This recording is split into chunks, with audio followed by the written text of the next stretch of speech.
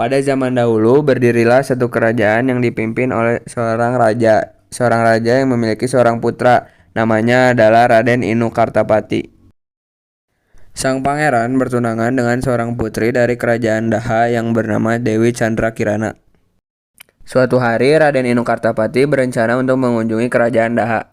Raden Inu Kartapati pergi ke kerajaan Daha dengan para pengawalnya. Ketika mereka sedang menunggang kuda, tiba-tiba sekelompok orang dari Asmarantaka menghentikan mereka. Pemimpin mereka adalah Panji Semirang. Tempat asal mereka terkenal sebagai pencuri. Raden Inu Kartapati pun berhati-hati. Panji Semirang ingin bertemu dengannya. Raden Inu Kartapati pun setuju. Namun Panji Semirang menyambutnya dengan baik. Raden Inu Kartapati pun hampir tidak mempercayainya. "Jangan percaya apa yang kamu dengar, Raden. Kami bukan pencuri," kata Panji Semirang.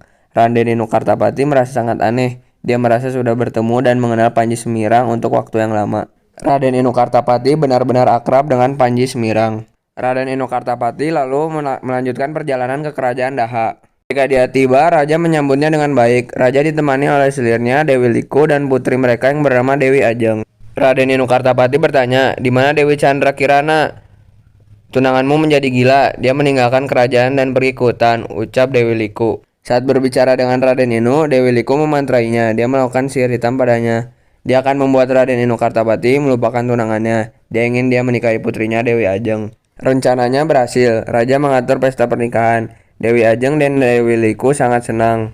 Tiba-tiba orang-orang berteriak, "Api, api!" Istana terbakar. Semua orang berlarian. Lalu para prajurit berusaha memadamkan api. Ketika Raden Inu Kartapati meninggalkan istana, ingatannya akan Dewi Chandra kembali. Dia dan pengawalnya mencari tunangannya.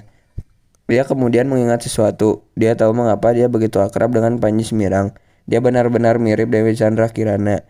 Dia begitu yakin bahwa Panji Semirang adalah Dewi Chandra Kirana. Raden Inu Kartapati melanjutkan perjalanan mencari tunangannya ke kerajaan Galenggang. Sesampainya di sana, orang-orang di sana sedang gelisah. Sekelompok pencuri mencuri harta benda mereka. Raden Inu dan pengawalnya membantu orang-orang. Mereka berkelahi dengan gagah berani. Raden Inu dan para pengawalnya memenangkan pertarungan. Raja kerajaan Gelenggang pun merasa senang. Untuk menghormati bantuan dari Raden Inu dan pengawalnya, dia mengadakan pesta. Dia meminta seorang penyair untuk tampil. Namanya adalah Jaka Asmara. Puisi-puisinya berjudul kisah cinta yang sedih. Raden Inu tersentuh. Dia merasa bahwa puisi itu tentang hidupnya.